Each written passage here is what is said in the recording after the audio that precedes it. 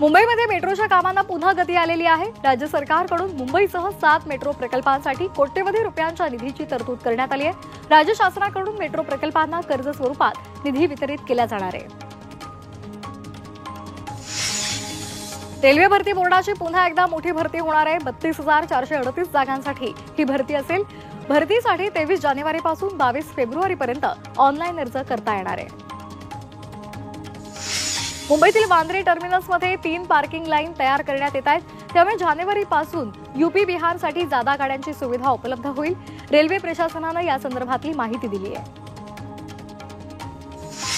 Badlapur railway स्थानकाजवळ 3ऱ्या-4थ्या railway ट्रॅकचं काम हे आता सुरू झालेलं आहे। मात्र या कामासाठी रेल्वेनं 4 महिन्यांपूर्वी लाखो रुपये खर्चले होते आणि भिंत बांधलेली होती ती आता तोडण्यात आली आहे। दरम्यान लाखो रुपये खर्चून संरक्षक भिंत का बांधली असा सवाल संतप्त नागरिक विचारतायत।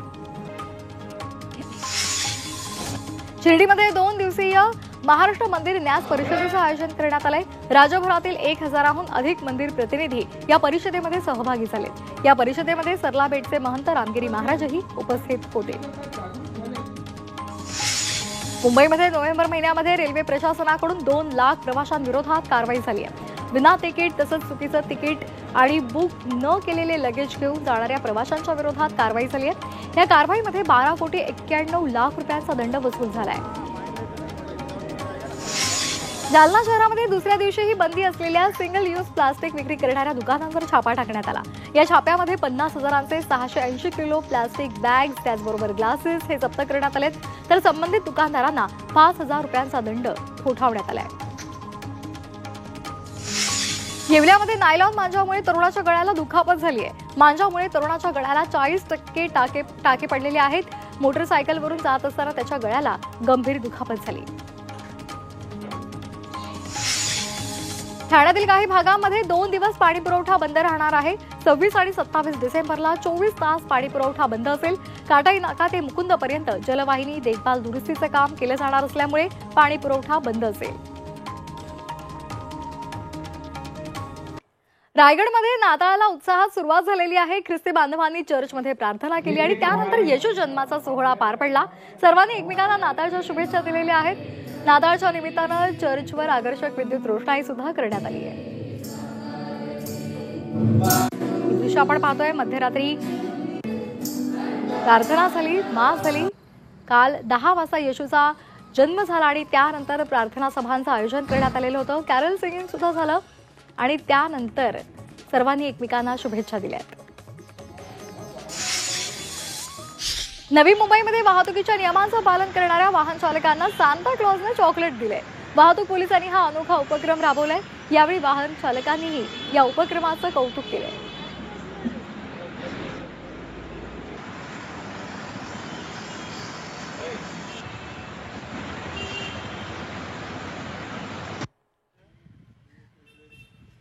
रायगडच्या मुरुड तालुक्यातील कोरलई गावामध्ये ख्रिसमस निमित्तानं प्रत्येक घरात आकर्षक सजावट करण्यात आली आहे। येशूंच्या जन्माचा प्रसंग घराघरांमध्ये साकारण्यात आलेला आहे।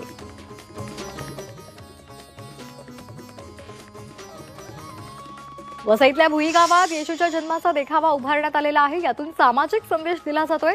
नाताळ निमित्त सर्वजण येशूच्या जन्मानंतर इथे एकत्र येत त्यांनी प्रार्थना केली आहे।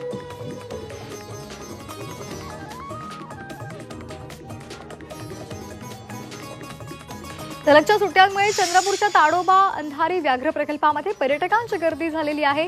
देश विदेशातून नागरिक नाताळ आणि नववर्ष साजरे करण्यासाठी इथे येत असतात। यामुळे ताडोबाची सर्व प्रवेशद्वारं पर्यटकांनी फुलून गेली आहेत।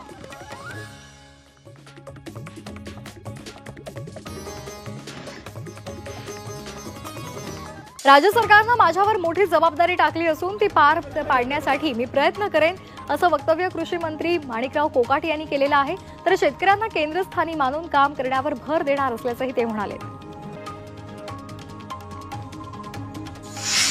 खाते वाटपासंदर्भात मी समाधानी असल्याचं वक्तव्य संजय राठोड यांनी केलेलं आहे। मंत्री संजय राठोड यांनी केलेलं आहे।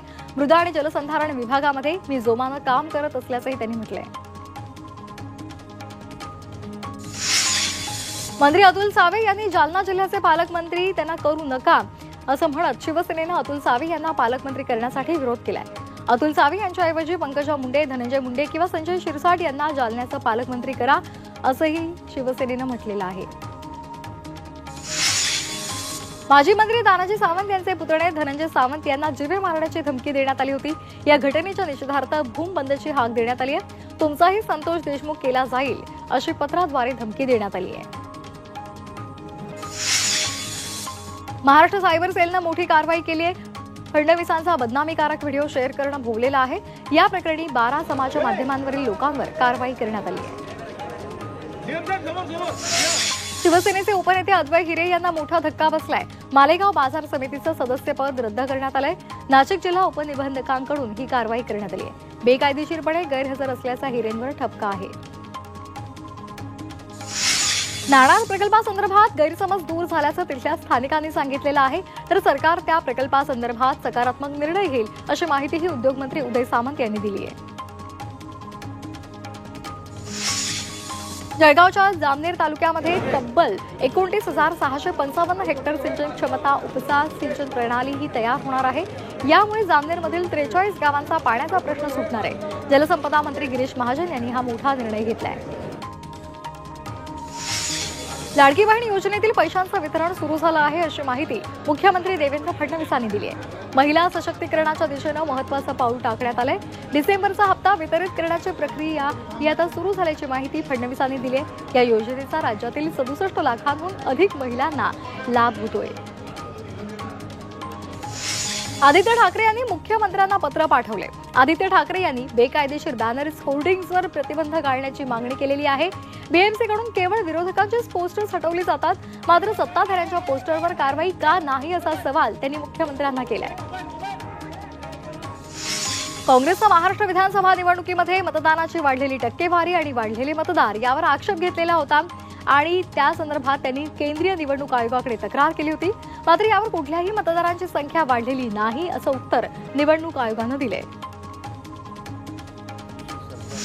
जयंत पाटलांनी महायुती सरकारवर निशाणा साधला. अधिवेशनामधून विदर्भाच्या जनतेच्या अपेक्षा पूर्ण केल्या नाहीत, मात्र मोठमोठ्या घोषणा करण्याचा महायुती सरकारचा स्वभाव आहे अशी टीका जयंत पाटलांनी केली आहे.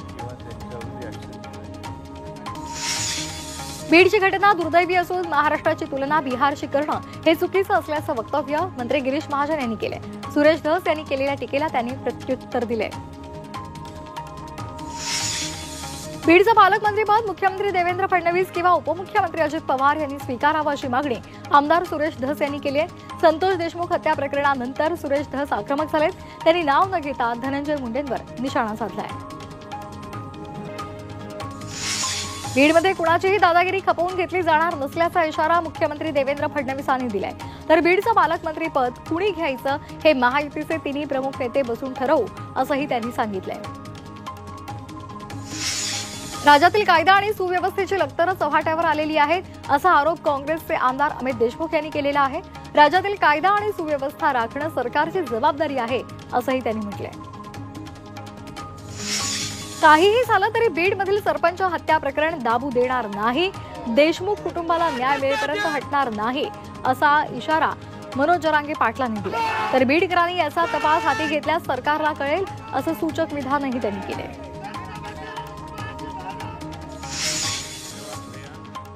पंतप्रधान नरेंद्र मोदी यांनी कुवेत दौऱ्यादरम्यान लेबर कॅम्पमधील भारतीय कर्मचाऱ्यांशी संवाद साधला. यावेळी मोदींनी कुवेतमध्ये मराठीतून संवाद साधला.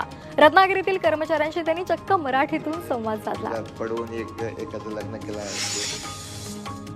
उपमुख्यमंत्री एकनाथ शिंदे दरेगावात आहेत आणि शिंदे आपल्या नातवांसोबत शेतामध्ये रमल्याचं पाहायला मिळालं.